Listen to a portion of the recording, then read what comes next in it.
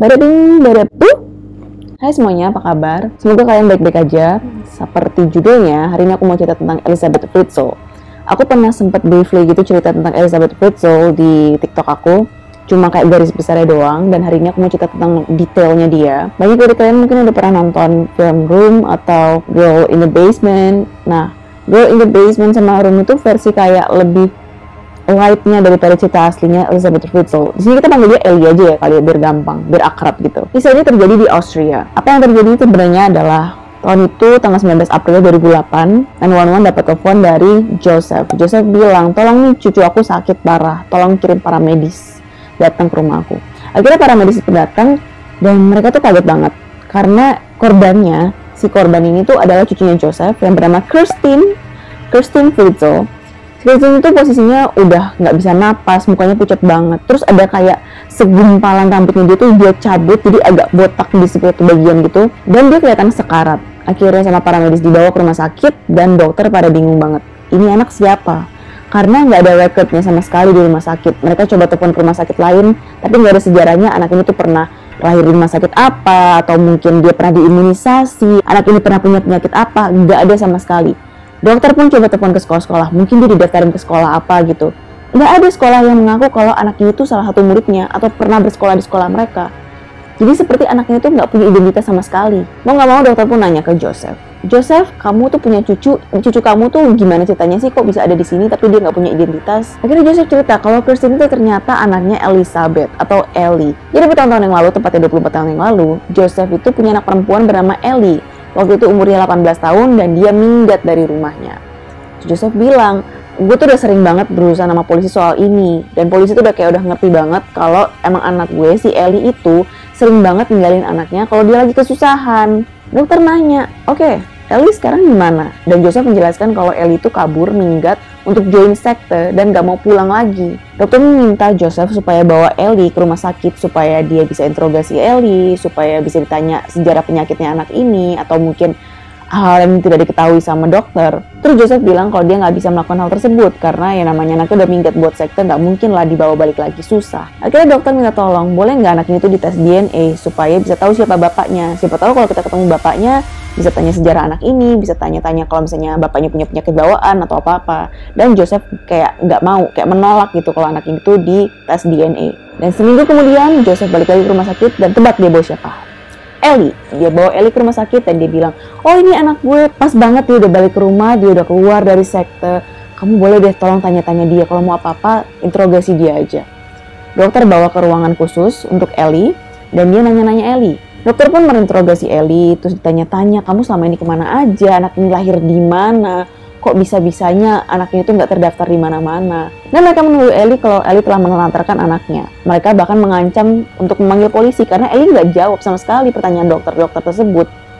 Akhirnya polisi dipanggil dan polisi gantian menginterogasi Ellie karena mereka nggak bisa nangkap Ellie gitu aja tanpa interogasi. Karena sekarang yang interogasi adalah polisi, Ellie lebih kayak percaya diri untuk ngomong dan dia bilang, oke, aku akan cerita semuanya asal kalian bisa make sure aku, ibuku, bahkan anak-anakku nggak akan pernah ketemu sama ayahku lagi, Joseph. Polisi bingung, loh kenapa, ada apa dengan Joseph? Lalu Ellie menjelaskan kalau ternyata selama 24 tahun belakangan ini, dia disekap sama Joseph di ruang bawah tanah di rumah mereka. Selama ini dia dipenjarakan sama ayahnya sendiri di ruang bawah tanah dan dia sudah melahirkan 7 anak dari Joseph. Oke, sabar, sebelumnya kita cerita sedikit aja tentang backgroundnya Joseph. Joseph ini tuh lahir dari seorang ibu yang bernama Maria Fritzl. Maria ini tuh nggak suka sama Joseph ya, dia kasar sama Joseph. Dia tuh selalu abusive, selalu dipukulin. Joseph tuh takut banget sama Maria, tapi somehow dia tuh pengen dapat attention, dia pengen dapat perhatian dari Maria. Namanya juga anak ya. Maria ini gimana ya deskripsinya ya? Dia tuh ibu yang agak aneh. Pada zaman tersebut itu lagi zamannya perang Nazi. Dimana perang-perang kayak gitu banyak banget bom yang dilempar, granat, rudal segala macem. Makanya kebanyakan rumah di sana tuh punya bunker, punya rumah bawah tanah. Maria itu dia nggak mau ngumpet di bawah tanah. Dia bilang, gue mau meninggal di dapur gue. Tapi itu dia lupa punya anak. Jadi anaknya ditelantarin gitu aja, bukan disembunyiin di bunker. Yang mematikan dia, kenapa dia ngajak anaknya ya nggak?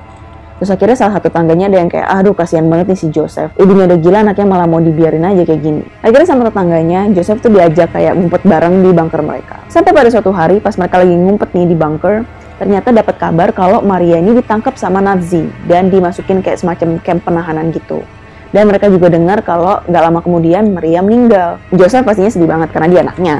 Dan karena tetangganya iba, akhirnya Joseph diangkat sebagai anak. Terus dimasukin ke sekolah. Selama ini tuh Joseph tuh terlambat sekolah. Jadi pas dia masuk sekolah pertama kali, dia tuh udah lebih tua 3-4 tahun dibanding teman-teman satu kelasnya. Dari situ makanya dia punya semacam superiority complex. Jadi dia merasa lebih superior daripada teman-temannya, merasa lebih tinggi, lebih pintar, lebih besar badannya daripada teman sekelasnya dia. Akhirnya dia sekolah, dan pada suatu saat ibunya balik. Maria ini balik. Ternyata Maria masih hidup. Joseph senang banget dan akhirnya dia balik lagi tinggal sama ibunya. Tapi ada yang aneh dari Maria. Maria jadi lebih pendiam daripada biasanya. Dia nggak suka diajak ngomong sama siapapun, dan dia setiap hari pakai baju hitam-hitam. Nggak peduli di luar tuh lagi panas-panasnya oven, dia tetap akan pakai baju hitam. Di sini posisinya Joseph udah bertumbuh dewasa. Dia kalau nggak salah udah SMP, SMA gitu. Suatu hari dia berantem sama Maria. Berantemnya hebat banget sampai Maria mukul Joseph. Tapi karena Joseph ini udah terbiasa superior, dia udah terbiasa lebih besar, lebih kuat, lebih-lebih daripada yang lainnya. Akhirnya dia pukul balik ibunya. Dan semenjak saat itu ibunya takut banget sama Joseph. Di SMA juga Joseph tuh bertemu sama seorang perempuan bernama Rosemary. Di sini kita panggil Rose aja biar gampang. Nah, Rose itu umurnya 17, waktu itu Joseph umurnya 21 tahun. Rose seneng banget karena ini pacar pertamanya dia, dan dia kenalin ke orang tuanya. Orang tuanya Rose pun juga suka sama Joseph, karena Joseph ini selain pinter. Betul, Joseph ini sekolahnya pinter banget ya, IQ-nya bagus, dia juga orangnya ambisius banget. Dia tahu, oh setelah SMA nanti aku mau jadi insinyur, aku mau ini. Jadi dia udah punya rencana untuk masa depannya dia. Akhirnya setelah 1 tahun pacaran, mereka menikah. Tapi yang tadinya orang tuanya Rose ini suka banget sama Joseph, perlahan-lahan mereka mulai nggak suka sama Joseph karena Joseph ini lama-lama jadi kasar sama Rose. Misalnya Rose lagi makan, terus Joseph datang, tiba-tiba dikatain, makan mulu lo, lama-lama tambah gendut. Jadi ternyata Joseph ini tuh nggak suka sama cewek gendut. Terus Joseph juga sering banget lembur, pulang malam, padahal dia nggak lembur. Sebenarnya dia jalan-jalan aja naik sepeda. Dan dia ngintipin cewek-cewek. Dia hobi banget ngintipin cewek-cewek. Selain itu dia juga hobi banget namanya mamerin alat vitalnya dia ke cewek-cewek yang jalan malam-malam. Jadi kalau ada cewek pulang malam dari kerja atau dari mana, ntar dia nyamperin sama dia dibuka gitu, dikasih lihat. Cewek-cewek kan kayak lapor polisi, dan polisi cuma ngasih dia peringatan. Joseph cuma dikasih peringatan. Gue gak ngerti ya sama polisi-polisi Austria. Tolong please. Akhirnya dari kebiasaan yang cuma ngintipin terus mamerin alat vitalnya, Joseph pun mengambil langkah yang lebih jauh, yaitu dia memperkosa seorang perawat. Dan tentu aja perawat tersebut melaporkan ke polisi dan Joseph dikenakan penjara selama 1,5 tahun. Tapi akhirnya dia cuma kayak ditahan 1 tahun. Dan dimana Rose selama ini dia tetap setia, dia tetap cinta sama Joseph, dia tetap mengunjungi Joseph ke penjara, dia tetap rela menunggu Joseph karena dia merasa Joseph adalah cinta matinya.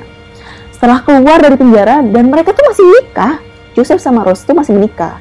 Mereka bahkan punya 7 anak dan salah satunya nanti jadi Ellie ini.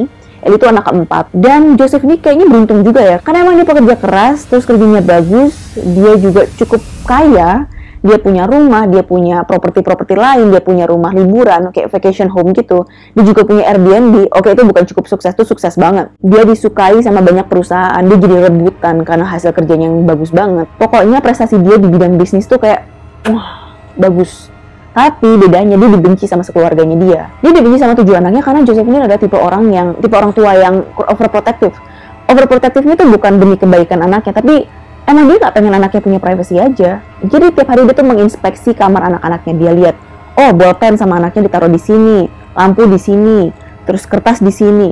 Dan dia dilihat tuh kalau ada yang geser, dia tahu kalau misalnya bolpennya bisa ditaruh di meja, tiba-tiba ditaruh di lantai, dia tuh bisa tahu ini kenapa bolpen ini biasanya di meja ada di lantai. Terus anaknya nggak boleh bawa teman ke rumah, nggak boleh ke rumah teman, nggak boleh nginep di rumah teman. Tiap makan malam dia juga tanya ke anak-anaknya, hari ini kamu duduk di mana? Kanan kiri kamu siapa? Depan kamu siapa? Belakang kamu siapa? Ruang geraknya benar-benar dibatasi. Bahkan kayak Joseph ini kan sering banget keluar kota untuk urusan bisnis ya. Entah kenapa Joseph tuh selalu tahu apa yang terjadi di rumah, apa yang terjadi di sekolah. Akhirnya pelan-pelan anaknya Joseph, kakak-kakaknya si Ellie tuh mereka pas udah umur 18 keluar dari rumah. Mereka udah nggak tahan lagi tinggal di rumah tersebut. Mereka keluar, mereka cari kerja, jadi pelayan kayak jadi apa, yang penting keluar dari rumah tersebut. Mereka benci sama Joseph tuh bukan semata-mata karena Joseph tuh terlalu kepo sama kehidupan mereka ya. Tapi Joseph juga abusive. Mereka sering banget dipukulin. Barang-barangnya sering disita untuk hal masalah kecil. Kayak, oh kamu suka scroll TikTok, karena kali ini kamu gak makan sayur, HP kamu ayah ambil. Kapan ayah bakal balikin? Terserah ayah kalau mau balikin atau enggak. Dan Ellie sendiri dia mulai dapat perlakuan kasar dari ayahnya semenjak umur 11 tahun. Awalnya dia sering dipukulin sama ayahnya dan entah kenapa Joseph ini benci aja sama Ellie, nggak suka aja dia ngeliat Ellie. Terus penganiayaan dari Joseph ini lama-lama mulai aneh ya, kayak dia mulai naruh majalah dewasa di kamarnya Ellie, terus dia mulai ngeraba-raba Ellie, bahkan dia kayak masih di depannya Ellie. Ellie jijik banget, dia akhirnya ngadu sama kakaknya. Dia tulis surat ke kakaknya dan kakaknya ngamuk berat. Surat itu dibalas sama kakaknya, balasannya panjang banget sampai 10 lembar. Tapi masalahnya surat itu nggak pernah nyampe ke Ellie karena yang terima adalah Joseph. Joseph baca suratnya dan sama dia disimpan. Kebetulan Ellie ini punya sahabatnya ini kembar. Dan sahabat-sahabatnya tuh agak bisa relate ya sama masalahnya Ellie karena mereka berdua juga di-abuse di rumahnya mereka. Akhirnya karena nggak tahan, pas umur 16, Ellie dan kedua temannya ini, si kembar ini, mereka minggat dari rumahnya masing-masing. Mereka minggat ke Vienna, terus mereka tidur di kursi taman. Mereka nggak tahu mau kemana, nggak tahu mau ngapain, nggak tahu mau kerja apa. Sampai akhirnya mereka ketemu teman mereka di Vienna.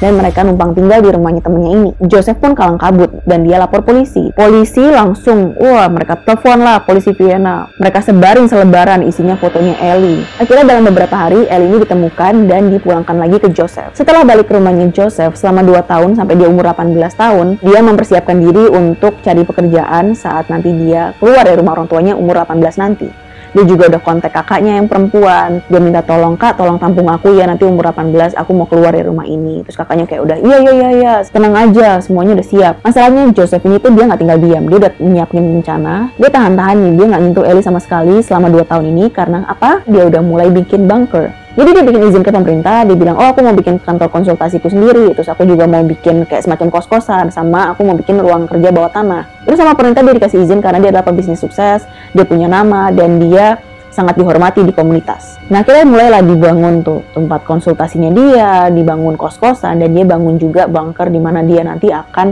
nyekap Ellie selama 24 tahun. 2 hari sebelum Ellie berulang tahun ke-18 tahun, Ellie ngomong sama bapaknya. Dia bilang kalau 2 hari lagi, kan dia ulang tahun ke-18, dan hari itu juga dia mau keluar dari rumahnya. Joseph marah banget, dan mereka berantem hebat. Mereka diem-dieman selama 2 hari, sampai ke hari ulang tahunnya si Ellie. Dan di hari ulang tahunnya Ellie ini, Joseph minta tolong Ellie untuk bantuin dia bawa pintu. Jadi dia tuh lagi masang pintu untuk ruangan bawah tanahnya dia, dan ini pintu terakhir yang dia harus pasang. Dia akhirnya gotong pintu itu sama Joseph ke ruang bawah tanah, dan mereka pasang pintu itu. Setelah pasang pintu, Ellie itu disekap dari belakang pakai semacam kain yang ternyata kain itu ada kloroformnya. Jadi dia dibius, dia pingsan, dan dia dibawa ke ruang tergelap dari ruang bawah tanah tersebut. Aku kasih petanya nih. Untuk masuk ke ruangnya Ellie, di mana dia disekap, kalian tuh harus lewatin 8 pintu. 6 di mana adalah pintu biasa. Salah satu pintunya nanti bakalan ada yang berbentuk rak buku, jadi orang tuh nggak tahu kalau itu adalah pintu rahasia. Dan setelah rak buku tersebut, ada lagi 2 pintu yang dikendalikan dengan remote control. Baru habis itu, kalian bisa masuk ke ruangannya Ellie. Setelah reaksi obat biusnya mulai memudar, Ellie pelan-pelan mulai bangun kan. Dia ada di satu ruangan yang dia nggak pernah kunjungin sebelumnya. Dia tahu dia ada di bawah tanah, dia tahu dia di basement, tapi dia nggak pernah ke tempat ini, dia nggak tahu di tempat apa. Dan yang lebih mengerikan lagi adalah dia tahu kalau tempat ini tuh udah menanti dia. Tempat ini udah disiapkan untuk dia. Karena ruangannya cukup lengkap, ada kasur ukuran king size, ada wastafel, ada kompor portable. Ruangan tersebut bau, lembab, apek, gerah, panas, pengap, nggak enak banget. Dia cuma punya lampu kecil dan itu juga redup banget. Dan saklarnya tuh nggak di dalam ruangan, saklarnya tuh dari luar. Jadi lampu nanti yang ngendalin ya si Joseph. Kalau dia pengen anaknya dapat lampu, dapat pencahayaan, ya dia nyalain. Kalau dia nggak mau, ya nggak dinyalain sama Joseph. Dan di ruang itulah dimana Ellie bakal diperkosa sama Joseph lebih dari 3.000 kali. Seminggu pertama Ellie tuh nggak dikasih penerangan sama sekali, nggak dikasih lampu sama sekali. Dia di situ gelap-gelapan, dia takut. Terus akhirnya setelah seminggu pertama Joseph datang, dia nyamperin Ellie, dia dikasih TV, bukan buat nonton TV, bukan buat nonton hiburan, tapi buat Joseph dan Ellie nonton film dewasa bareng. Dan nanti dia paksa Ellie untuk ngelakuin adegan-adegan di film dewasa tersebut. Joseph ini dia memperkosa Ellie setiap hari selama berjam-jam seperti binatang. Sorry, aku nggak mau manggil Joseph ini bapaknya Ellie, karena menurut aku nggak ada bapak yang perilakunya kayak gini. Ini binatang, dia monster. Orang tua macam apa yang nyiksa anaknya kayak gitu? Orang tua mana yang tega ngasih tempat tinggal macam itu ke anaknya? Nggak ada shower, nggak ada kamar mandi di tempat itu. Jadi sama ini Ellie mandi ya udah dari wastafel aja, ciprat-ciprat gitu. Dan lebih parahnya kalau lagi musim dingin, Ellie tuh ya udah nggak ada air yang keluar dari wastafel tersebut karena pipanya membeku kan. Jadi ya kalau misalnya musim dinginnya 2 bulan, ya 2 bulan dia nggak mandi. Selain itu sering banget pas lagi musim dingin, Ellie itu diambil bajunya. Jadi ya udah dia nggak pakai baju sama sekali, cuma bertutupkan sama selimut. Ellie dia berusaha untuk kabur, dia berusaha untuk melarikan diri, dia berusaha untuk nyakitin Joseph, dia berusaha untuk bikin lubang lah pakai sendok atau gimana caranya supaya dia bisa keluar. Tapi nggak ada yang berhasil. Sampai akhirnya 4 tahun kemudian Ellie hamil. Dia hamil anak yang pertama, namun sayangnya dia keguguran dan selang beberapa minggu dia hamil lagi. Ini anak yang pertama yang nanti dinamakan sama dia Kirsten. Waktu itu Ellie bingung banget, umurnya baru 22 kan. Aduh gimana nih, gue gak mau punya anak. Apalagi gue gak mau punya anak sama Joseph. Dan yang bikin Ellie panik dan takut, ternyata tuh Joseph tuh gak pengen Ellie tuh melahirkan di rumah sakit. Dia pengen Ellie melahirkan sendiri ya, DIY. Di hari melahirkannya, Ellie cuma dikasih buku tentang melahirkan, buku tentang menjadi orang tua, gunting, sama pampers. Akhirnya dengan bantuan buku, Ellie mempersiapkan persalinannya dia. Dia rebus tuh air pakai kompor portable yang ada di rumahnya dia, di kamarnya dia. Terus dia bersihin tuh gunting biar steril, sama dia diangin-anginin. Udah kering, dia pakai buat motong ari-arinya si anak. Dan selama proses persalinannya, Joseph tuh nggak nemenin. Lalu 2 minggu kemudian, Joseph baru turun ke bawah. Dia lihat Ellie, dia lihat anaknya sama Ellie, dan dia senang banget. Dia menyebut dirinya adalah suaminya Ellie. Terus mereka adalah keluarga kecil. Jijik banget ya pokoknya. Saking dia bangganya sama Ellie menjadi ibu yang baik, dia ngasih hadiah ke Ellie.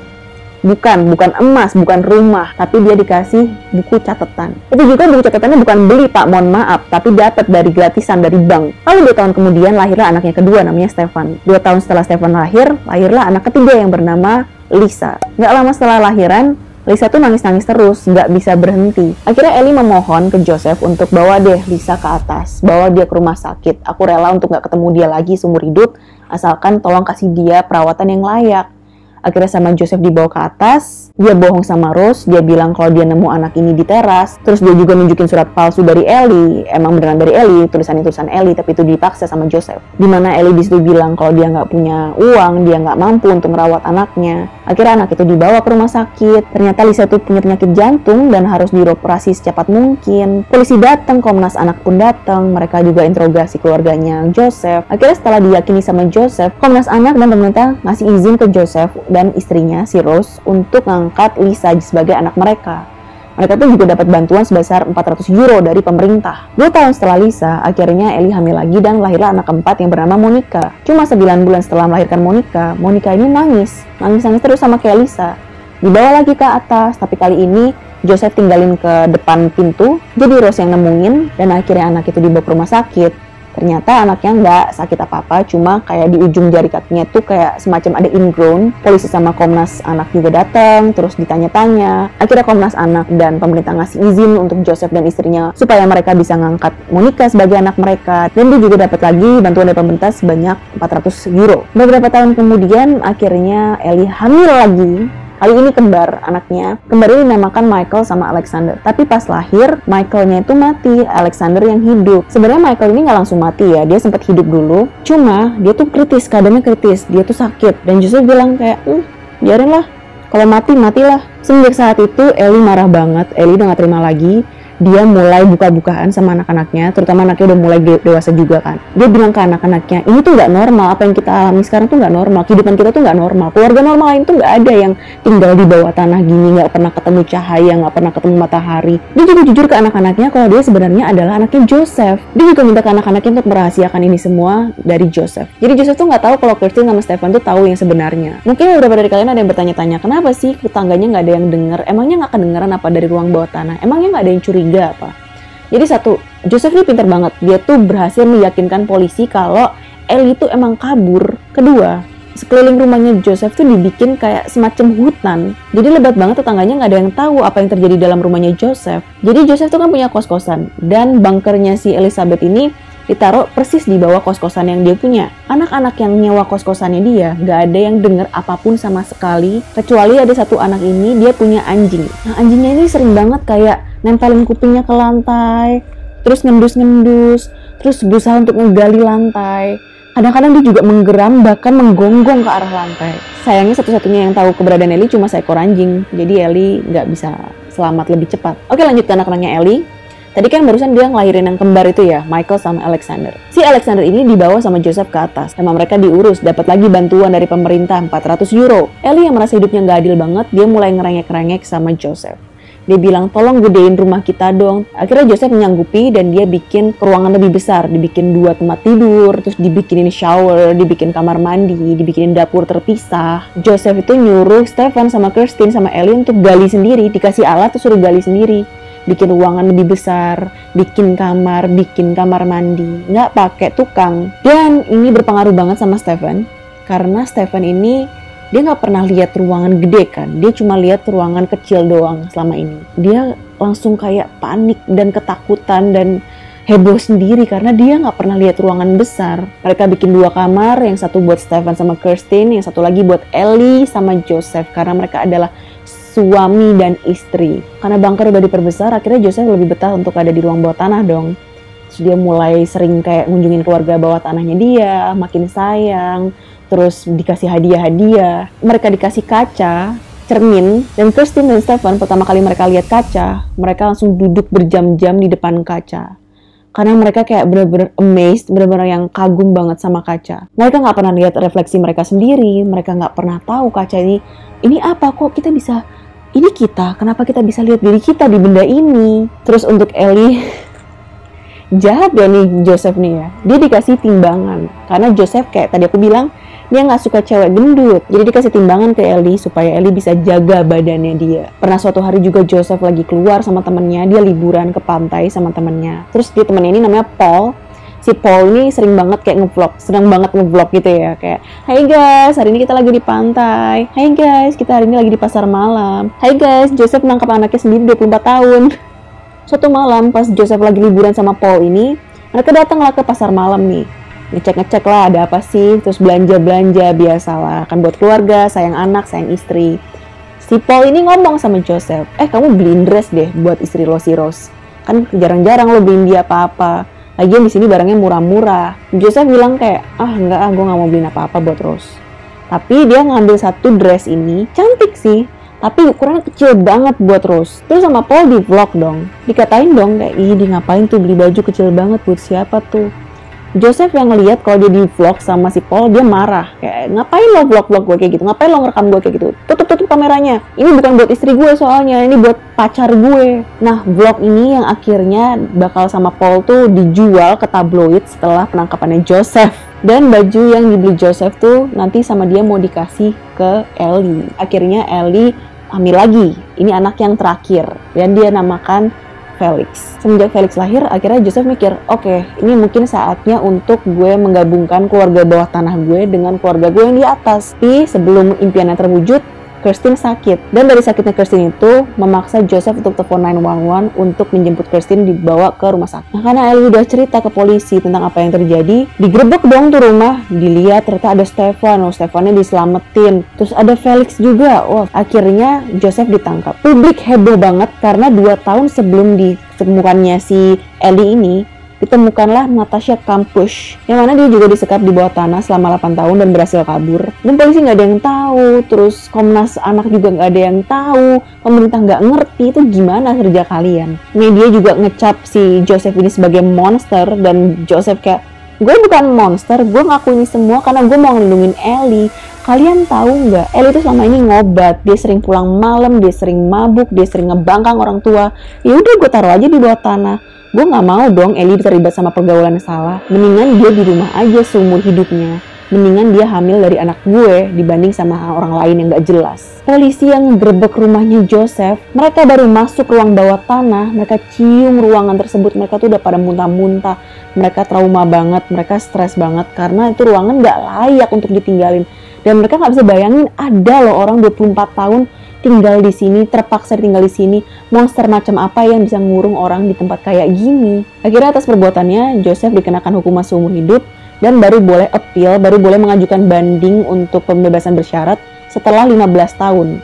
Jadi sekitar tahun 2023 dia baru boleh mengajukan banding. Ellie dan anak-anaknya dikasih identitas baru. Mereka masih tinggal di Austria sampai sekarang. Joseph dia masih ada di penjara. Dengar-dengar dia di penjara juga bercandanya kelewatan sama sipir. Dia bilang ke salah satu sipir kayak, kalian yakin tuh di rumah gue nggak ada keluarga lain di bawah tanah? Apa yang dilakukan Joseph ke anak-anaknya dan Ellie ini tuh bikin trauma berat. Mereka sampai ada sesi konseling gitu rame-rame sama ibunya Ellie, anak-anaknya Ellie yang di atas, anak-anaknya Ellie yang di bawah, dan Ellie dan mereka didampingi 14 psikiater. Dan para psikiater bilang ini adalah tugas terberat yang pernah mereka jalankan. Ini private banget, polisi jagain mereka banget, jangan sampai mereka terekspos di media. Dan untuk anak-anaknya Ellie yang di bawah, Stefan, dia takut banget sama ruangan terbuka, takut sama ruangan besar. Semua anak-anak yang dari bawah takut sama cahaya. Bahkan polisi yang nganterin mereka pulang setiap habis selesai sesi konseling, mereka tuh harus kayak make sure nyetirnya tuh pelan-pelan supaya anak itu nggak takut. Karena di tiap jalan ada lampu, kan lampu jalan lah, lampu toko lah, lampu apa. Bahkan anak terakhirnya Ellie, si Felix, suatu hari dia lihat bulan dan dia nanya, Tuhan tinggal di situ ya? Oke, emang cerita hari ini depressing banget. Tolong komen di bawah gimana menurut kalian tentang cerita hari ini. Kalau kalian suka video ini, jangan lupa like, subscribe, and I'll see you on my next video. Bye!